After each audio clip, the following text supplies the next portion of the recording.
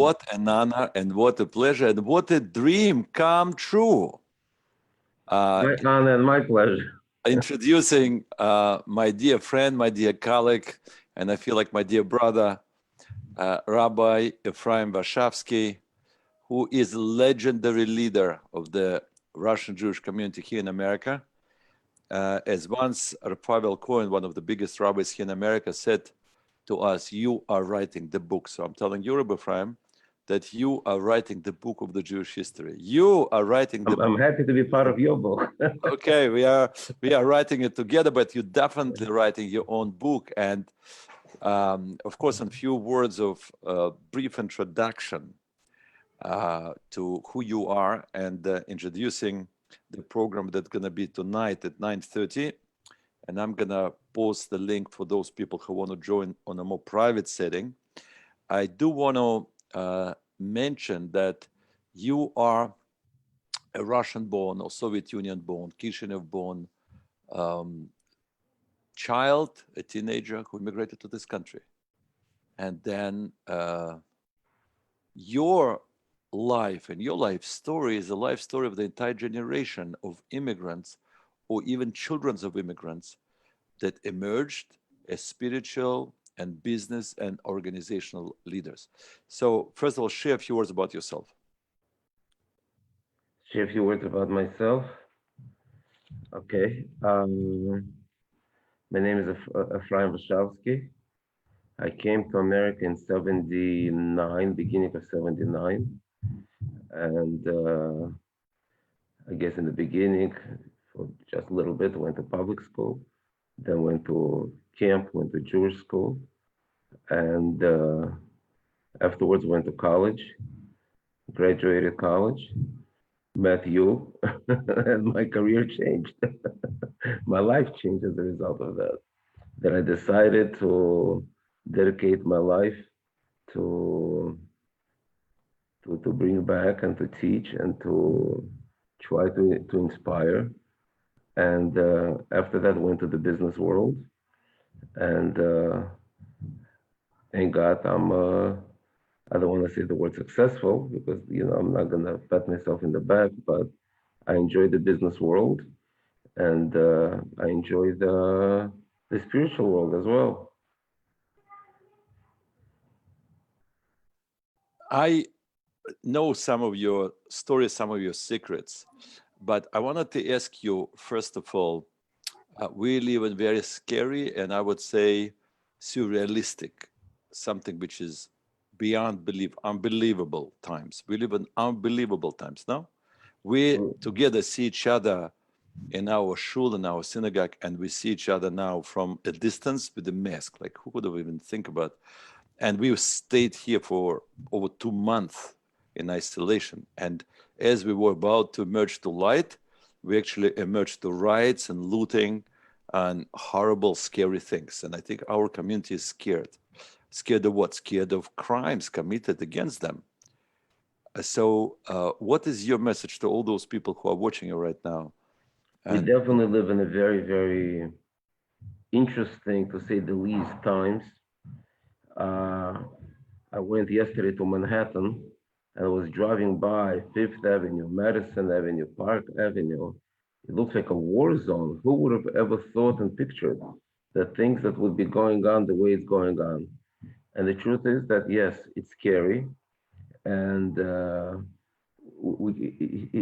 truth is, who would have ever thought? It's so unbelievable what's going on. But I believe that at the same time, it should set some kind of a message to us, like what are we doing, what lessons to take from this, how to grow from this, how to find yourselves, find opportunities from this, because you see that what's going on is just unprecedented and it's unbelievable and it's scary. But this is the time that we have to thrive and we have to ask ourselves, the last thing you have to do is to give up and to be scared. But as long as you're alive, you have to take advantage of that and you have to be strong. You have to unite with your families. You have to understand what's important for you. You have to understand where your values are. and you have to bring those values out because you see what's going on. The one hand is the sickness, and the other hand is all these riots, and you have to see where you belong and what's happening to you and how you're growing from this. So it's really really scary times now. Are you in any way your business threatened by the riots? My business is threatened not just by the riots, but it is for what is going on today. It's 100% threatened. People afraid to buy, people afraid to sell, people that pay rent don't want to pay, and it's 100% affected. And it's all over my business is tremendously affected. But it's interesting that by me, even though it's affected tremendously, because of the situation, I'm trying to see the light at the end of the tunnel because I believe that this is going to pass. And I'm trying to ask myself, where's the opportunities that I could maximize on and what I should do and what I shouldn't do. And this is the time that many people try to take advantage of this period. I can testify that as an educator, as a Rebbe in the yeshiva of Sinai Academy, anything that you looked at or touched turned into gold. I used to make that joke. And that actually, indeed, any student that connected with you was always inspired. And I can even say, I remember forever, and I just want to share with our viewers, I remember how I once, in the beginning of the year, was passing by different classes to make sure that everybody's in the right place. And I saw that in your ninth grade, you were the front liner. Ninth graders were coming to high school, to you. And I saw a big boy sitting with little kids and asked him, Milan, remember him? Milan, which grade you need to go? He said, 11th. And I told him, I'm so sorry, it was a mistake. It's the first year for you in the school. Let me take you to the 11th grade.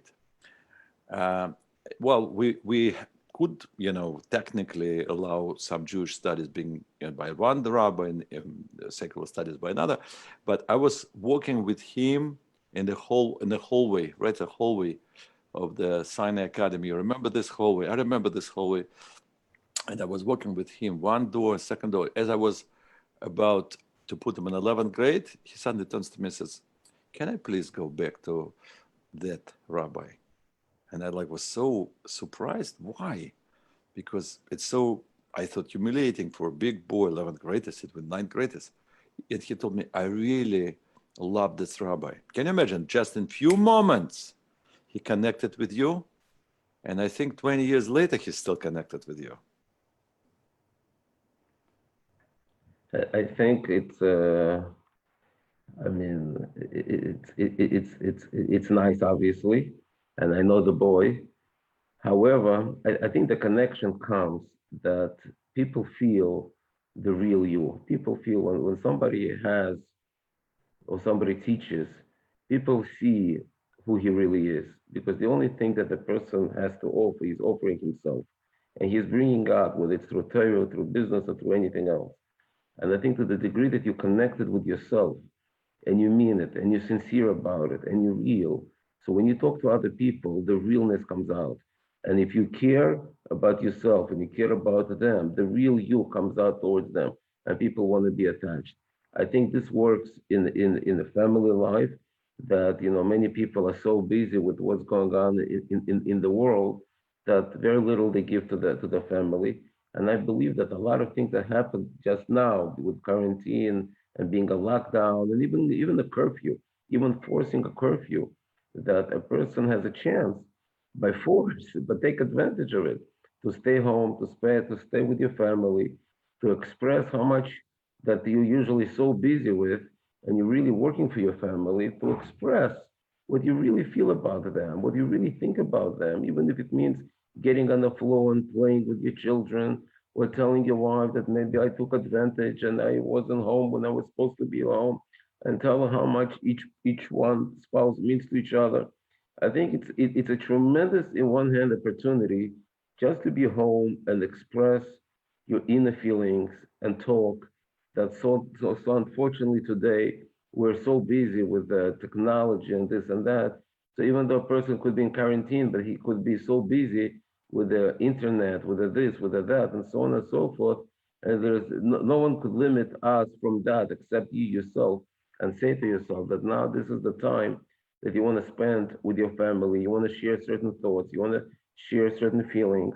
And I think it's a golden opportunity. And if you take advantage of it right now, during this whole period of time in the lockdown, I think you'll be much stronger when you come out of it, and you'll be able to deal better, whether it's in business, whether it's in anything you do. This is, I believe, in one hand, unfortunately, that so many terrible things going on. But on the other hand, you could really thrive during this moment, psychologically, emotionally, feel stronger, that could enable you to carry out your future plans. I think it's very important to, sometimes to have a meeting with yourself at this time, and then offer yourself to to people that you love, whether it's in the family or even in business, with the thoughts and so on and so forth. Get yourself together, and then you'll be looking back at one point during this time and say, you know something, I'm so happy that I was able to take advantage. I'm so happy that I was able to thrive because of this. I took notes, and I became a better person, a better worker, and a better husband, and a better father, and a better this, and a better that. You're going to look back at one point and say, even though it was bad, but in reality, I took advantage, and very good things come out. Because it would be unfortunate if you're going to come out being the same person as you were before, and you didn't take advantage. And it's important to really connect yourself, with your feelings, and then share those feelings with people that you love. I think that you're already showing us your leadership skill, and in a way sharing your secret, because in every single situation you see an opportunity. And in every single student at Sinai Academy for decades that you taught, you saw something good and positive. And therefore, even if the market is, so to speak, collapsing, going down, once again, you trained yourself to be positive and ask yourself that question.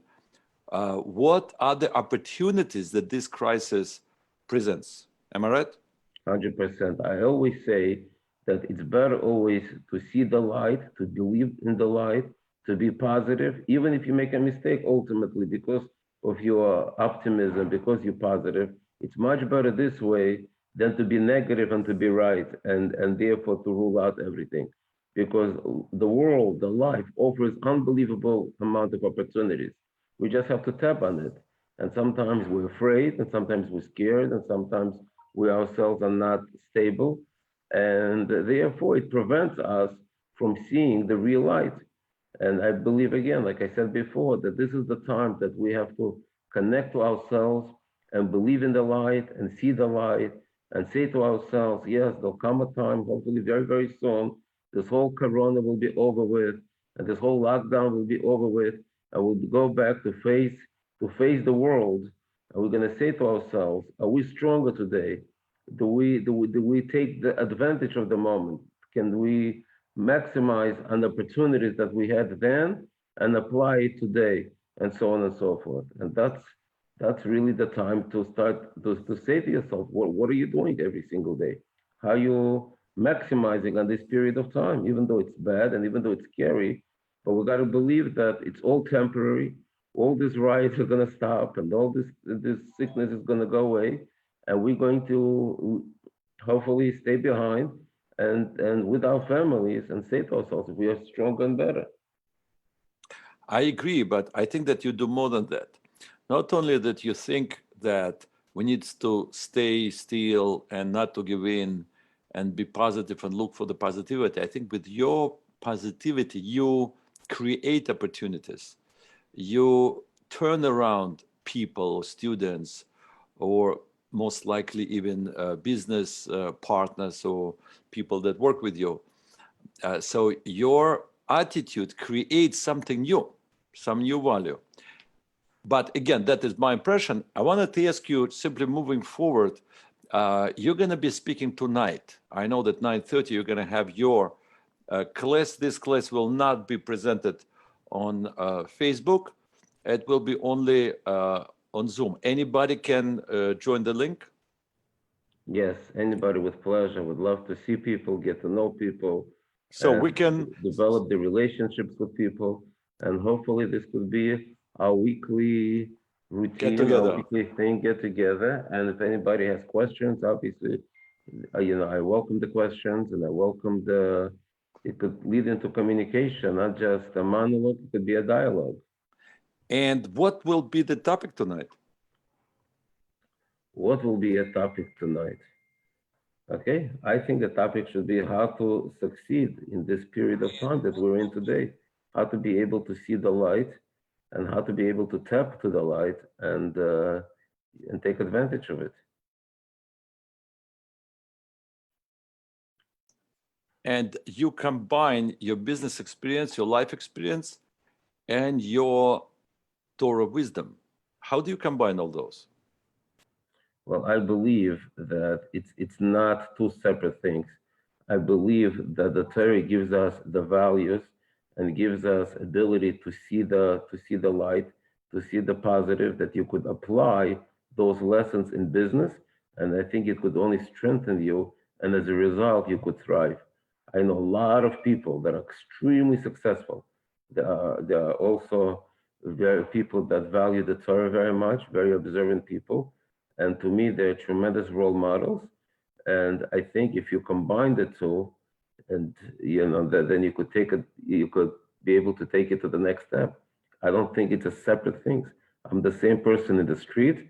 I'm the same person when I learn. I'm the same person when I go to business. And a lot of people appreciate that. A lot of people in business, they know that in front of me, they can't talk a certain way. They can't act a certain way because they have respect for me.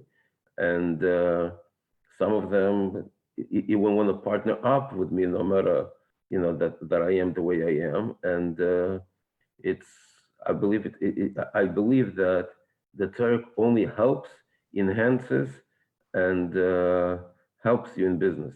It's not two separate things. I want to tell you, as I saw now on the comments and regards to you, Greg Myskovsky says that he remembers you from Sinai Academy. And there are many people watching you, including my own son, Aaron Mordechai from, believe it or not, currently somewhere in Tel Aviv. So if you to send a blessing and a wish to all those who are with you right now, what will be your message to them? I say that the worst thing that could happen to a person sometimes is to be scared, is to be afraid, because it's not gonna lead you anywhere. It's not gonna help you in any way, form, or shape. It's only gonna be destructive to you, to your body, to your family, and so on and so forth. I think the message is that you gotta believe in the light. You gotta believe in yourself. You gotta believe that there's gonna be a lot of opportunities coming up, and you gotta be strong. And I'll give a bracha to everybody that they should be strong, they should see the light, they should experience the light, and they should live with that light and be positive, and therefore it will help them in their everyday life. I want to think about the message and actually say, I believe that the parsha will be about Naso, how Moshe Rabbeinu supposedly counted the Jews, but the expression is really elevated their heads. And I know that anybody who came in communication with you, in contact with you, I think you elevated these people. Many students and many friends and many people come to you, and I always say that you're an institution in itself, because the amount of people come to you for Shabbos and for Jewish holidays is unbelievable.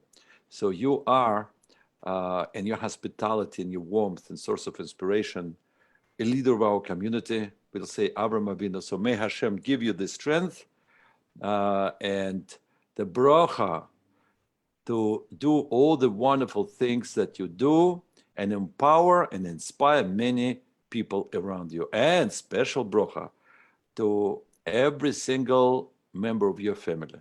I Thank want you so to much. specifically mention your father, Zichrono Levrocha, Shimon, who was a source of inspiration for me, a special talent, so we may dedicate this conversation also to his memory. Right, Rabbi Ephraim? Yeah. And I know you do many good things in his memory.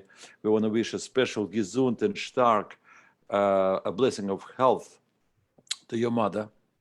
We're sending her regards. Thank you. And we want to wish you that you should share with us and with the community many, many simchas, many joyful Amen. And I occasions. want to give bracha to you, and everybody should only have simchas and enjoy everything with your own families and so on. All the best to you. Thank you so much. Looking Forward for tonight. 9:30, Yes. and let's put on the comments below the link, and on top as well, that people can come on to your class at 9:30 tonight. All the best. Thank you. Thank you.